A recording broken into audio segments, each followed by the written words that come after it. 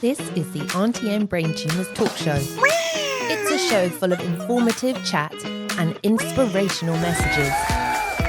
The Aunty and Brain Tumours talk show on podcast. Hi, my name's Adam. I left the army in 2005, and then it wasn't until 2008 when I then picked up a rifle for the first time in a few years. I kind of noticed that I couldn't make out the sights of the rifle anymore, which then led me down the garden path of going to my GP saying, this isn't right. Can you refer me on to, I think it's an ophthalmologist for the eyes, I think. So I went to see them at hospital. They were an hour and a half late for the appointment, and then accused me of lying about my symptoms, and to which I was, I'm not lying. I can't see a lot out of this eye anymore, and I have crippling headaches that come on every now and again, and they'll wipe me out for days.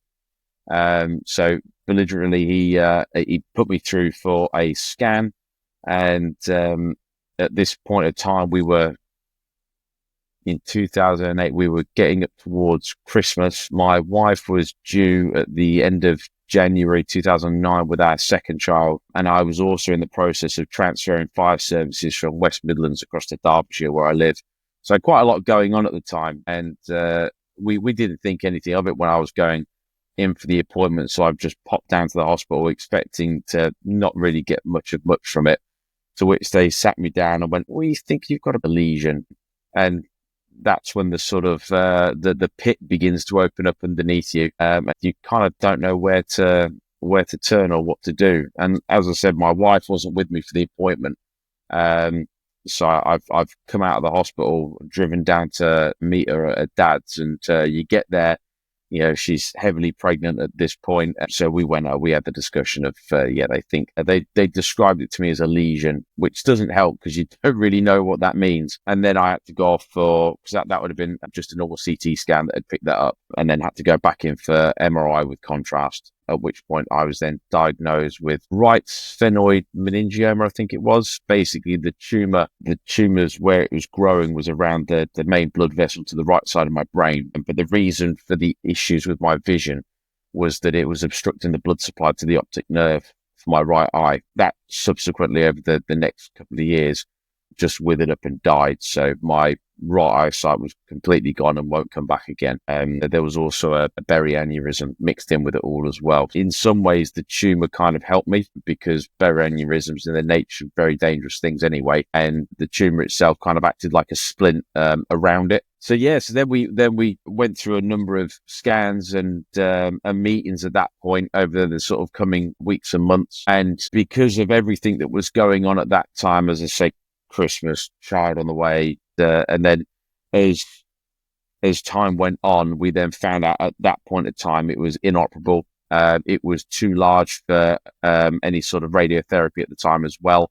The only possible treatment option available to me, well, that I was told was available to me then, was the chance of having cyberknife. But at the time, the closest one for me, I'm in South Derbyshire, and the closest one was at the Royal Marsden in Chelsea. So then that started off with, right, I'm going to have to hop on the train, and had to go down to Chelsea a number of times, which from Derbyshire is not an easy journey. It takes hours to get there. So we started having meetings down there. That went on for a little while, not too long, probably over the space of about a year or so, at which point I then had asked, is there anywhere closer now? Because this is a right old journey for us to get down to you guys for an appointment that might last 15 minutes. And they said, well, now the Addenbrooke's in Cambridge, they now have the facility to do this treatment. And fortunately for me, I'm not from Derbyshire, I'm from Northamptonshire. My folks still live there. And for the route of us going to the Addenbrooke's literally took me straight past their house, and it was about halfway. And so that kind of worked out really well for us, because we'd be able to drop the kids off at my folks. And the Addenbrooke's were absolutely awesome. They were so good at handling everything, and the fact that I was having to do, it was 111 miles to the hospital. They would put us up in the hostel on site so that I could go down on the Thursday. I could have my scan on the Thursday and then come back in on the Friday and have my results with the consultant. So that was great, being able to kill two birds with one stone. And I was just on a watching brief, really. I think I was on 6 monthly scans, and then that because it had seemed to slow down or it stopped growing at that point. I can't quite remember now. And then that got pushed out to yearly scans. And then I'd gone back in 2013, I think it was, and had my scan results the next day. I think we think it's growing. So we're going to put you back in for another 6 months, and we'll see how things have progressed over that period of time. Obviously, with the meningioma being a very slow growing tumour itself, it is quite difficult unless they're anchoring your head down to the exact same spot every time to get absolutely pinpoint measurements for it. So I went back, and it's growing. We're going to have to give you a craniotomy to go in and get this. And again, this all happened quite quickly because it had gone from, as far as we would know, it was inoperable. And then during one of these meetings, they were like, "Oh yeah, we can have that out. It's no problem. That's piece of cake. We do that every day now." And my wife kind of struggled with that sort of blasé kind of nonchalant attitude. "Oh yeah, we'll have that out. No bother." Whereas I was more of a case of, "Look, just tell me the day to turn up and I'll turn up. And my head's already shaved, so you haven't got to worry about that. You're not going to ruin my hairdo or anything. And I'll just crack on. I don't want to know all the ins and outs of it because I'm not a brain surgeon. You're going to cut my head open. You're going to open the skull up. You're going to go in. You're going to get out, and then you're going to put them back together again." That's as much as I wanted to know. I thought anything else would just kind of muddy the waters somewhat. So the next question from us was, "Oh, when do you want to do this?" "Well, we'll have you in 2 weeks if you want." And at this point, it was about April time, and we had already got our holiday booked to Turkey, and we're having our holiday. And what we did was to give our kids a bit more of a summer holiday as well. So we asked to be penciled in towards the end of August. It was the 27th of August that I was booked in for. So we arranged everything with let the schools know and everything like that. And I'm really very fortunate that both my side and my wife's side of the family are equally supportive with all of this sort of stuff. And as I said, my folks were that sort of halfway house for us. So the plan was that I'd go and have the operation, and then we'd camp out at my folks for a couple of weeks, just whilst I was in that early stage of kind of putting myself back together again. So I'm sort of the stronger one within the family, and it's no disrespect to anyone within my family. It's just I'm very matter of fact, and up until my surgery anyway, I was very under control with my emotions, and they didn't really cause me much bother or anything like that. But as someone that has, when I was in the army, I was there for the Twin Towers coming down, and I was in the infantry, so we knew we were going to go to war. That was a given. I'd already been to Northern Ireland for 6 months, and when the towers came down, that was it. That we were going to be going to war. We were super pumped for it because it's what we prepared for. So I went out. I did my time in Afghanistan in 2003. And then after that, I did a further year in Northern Ireland as well. Having done those experiences within the military, coming out, joining the fire service, I was in a busy Met Brigade, the second largest fire service in the country, and I was in one of the busiest stations in Handsworth. So I've been and done a lot of things, and so I've experienced a lot of things, but I will categorically tell you that I was absolutely bricking it. There's no shame in sharing that. It's terrifying. Knowing that someone is literally going to have their fingers inside your brain, and you don't know what you're going to come out with the other side of it. And the scariest point, it wasn't the day. The scariest point for me was it was back end of August, and it was beautiful. I'm an outdoorsy person, and I remember so clearly as I was walking from the hostel to the hospital itself, and this gorgeous, beautiful blue sky, and just looking up at it and wondering if I'd ever see it again. That was awful. That feeling was just absolutely horrid. And again, been in some very life and death situations, and it wasn't until I'm on the bed, I'm prepped, and I'm saying bye to my folks and my wife, and they started wheeling me away, and then I started trembling, and it was horrid. Absolutely. I'd never had general up until that point. I'd never been knocked out, so I didn't know what to expect. But on the other side of it, waking up from it,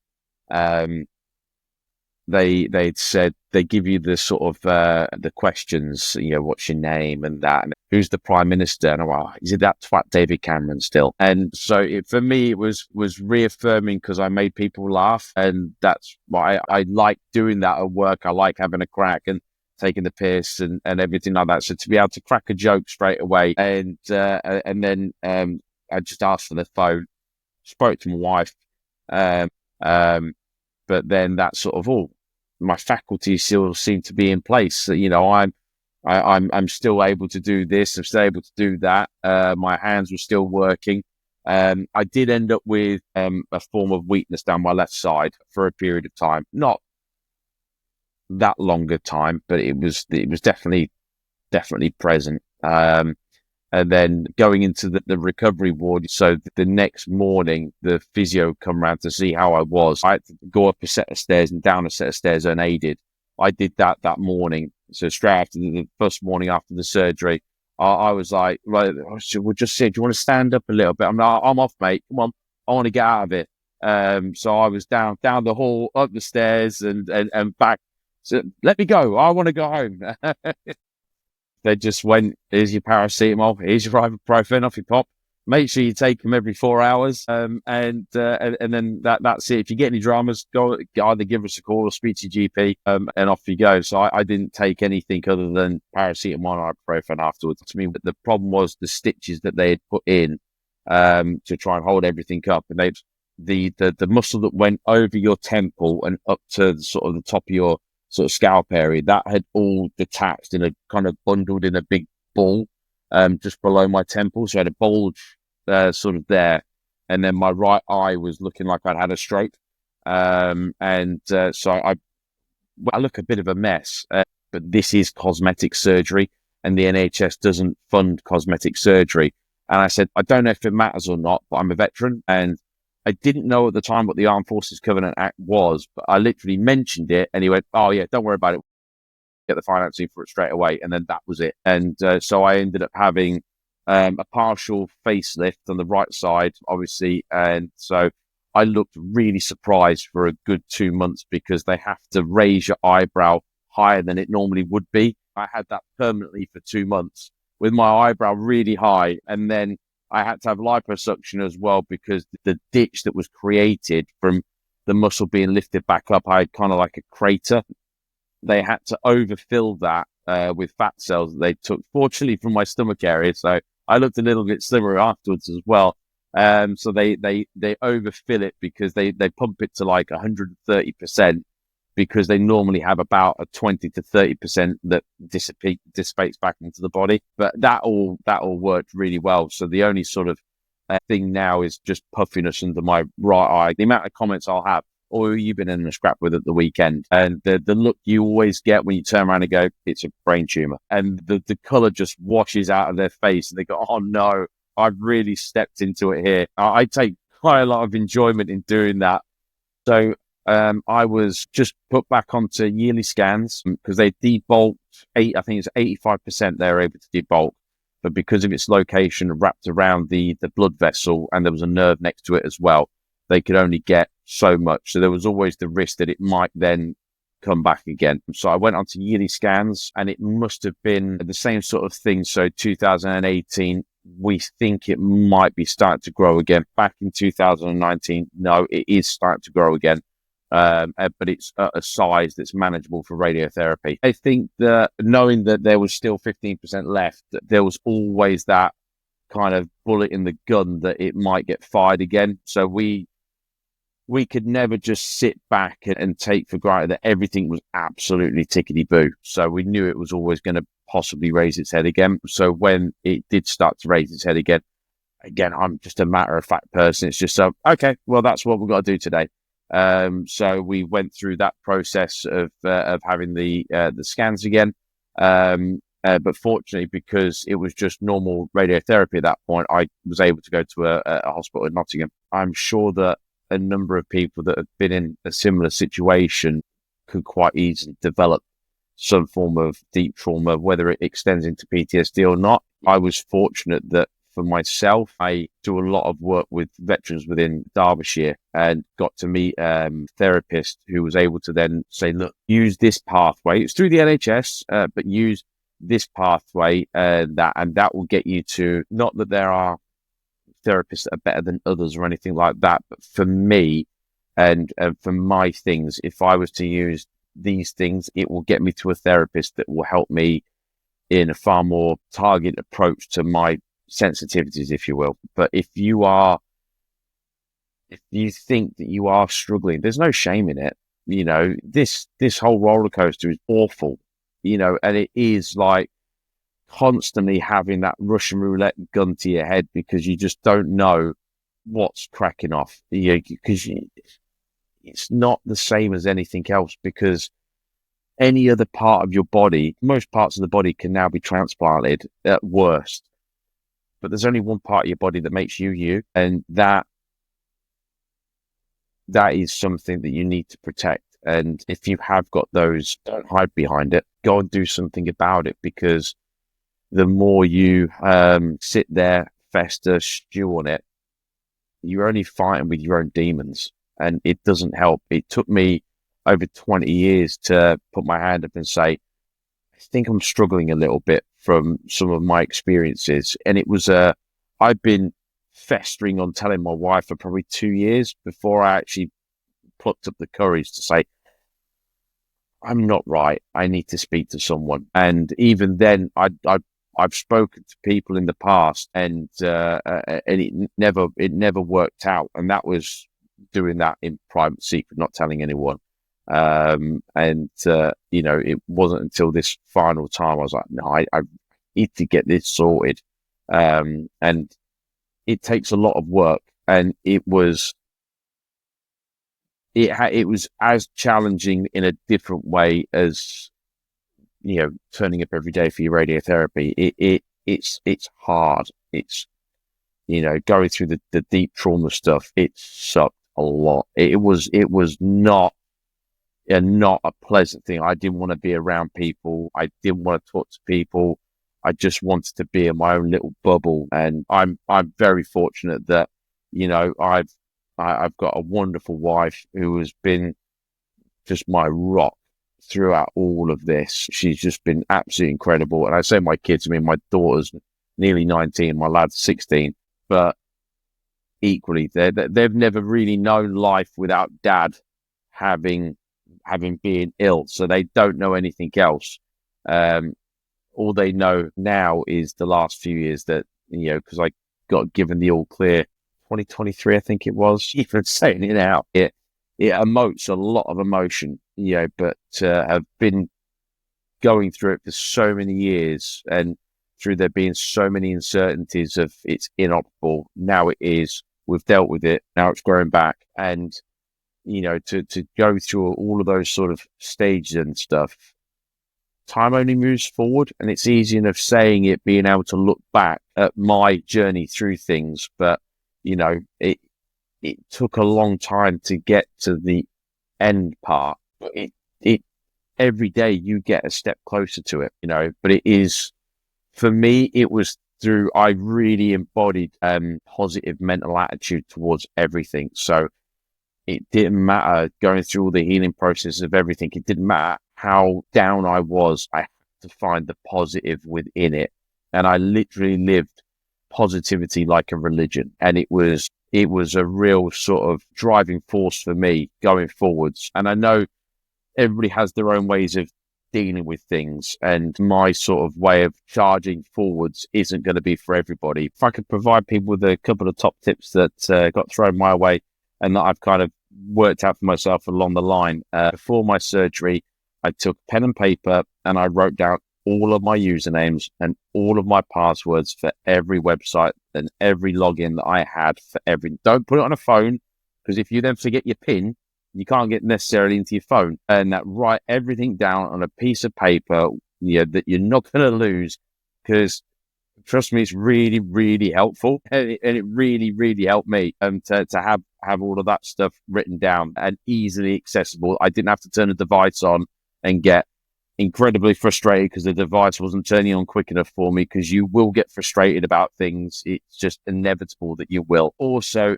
if you are, this is my own opinion on this, and we've touched on it already.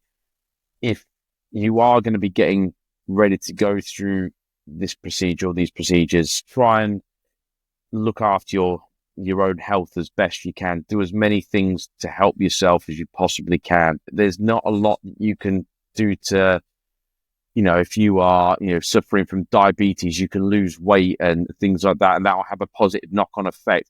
There's not a great deal that you can do like that will help your brain, but it will help your body, which will help your brain. So if you can get into, good habits with eating, make sure you're eating the right things, take regular exercise, even if it's going for a walk, get your steps in, and try and, if you are maybe overweight or anything, just try and help your own body heal, lose a little bit of weight, because if your body's trying to deal with the fact that it is maybe overweight or it is unhealthy or not fit, and then it's also then trying to deal with what is a monumental task for it to deal with. As we've already discussed, it takes 10 years for your brain to heal, and if your body's trying to heal that at the same time while it's doing all this other stuff, you're just hampering your own recovery at the end of the day. So do everything that you possibly can to make that better for you, because it will only help you in the long run. The older we get, the harder it gets to recover from all this sort of stuff. So just try and make it as easy as possible, and finally have a happy place, something that you can keep in reserve, that when everything else feels like it's coming in around you, that you can turn to. For me, after my surgery, to occupy my mind, it was drawing. Now it's a Motown playlist, and I'll just chuck it on with a nice set of headphones, close my eyes, and I'll just listen to a bit of Motown, because that helps me get me through. I would really like to say a massive thank you to my wife. That she was incredible and is incredible at being able to handle all of this. You always go to the go-to people to say thank you to, and there are so many unsung people within it all. I had two of my friends I was in the fire service in Birmingham with, they jumped on the train. Once I was able to get up and go out and do things, they jumped on the train and took me out to Knott's for a few drinks. And just, it was so far out of their way. And I'm still in contact with those guys now anyway. We were all really close at the time. And so just for them making that massive effort and coming over. But for me, it's always been the little things. So like I said, when I walked into the hospital on the day of the surgery, seeing the blue sky, the next, as soon as I could get off of the ward and go on a wheelchair and get wheeled anyway, I'd do it. I wanted to go. And the next day I was outside, lovely day again, just enjoying some of the sunshine. And a guy came over to us and he said, "I bet you don't remember who I am, do you?" And he was the nurse that had accompanied me and was talking to me going down to being anaesthetized for it all. And I could still remember him, and because he was talking about he did juggling in his spare time and stuff like that. And it was those little contacts like that. And the following day, I'd gone to the same bench to enjoy an ice cream. And two of the nurses that looked after me in recovery came over and said hello. And it's those little moments, the little moment that sit so strongly, with you, and they can be instantly forgotten about. But it all matters. It all adds to the picture of everything that you have to go through. Take care. This is the Aunty and Brain Tumours talk show. It's a show full of informative chat and inspirational messages. The Aunty and Brain Tumours talk show on podcast.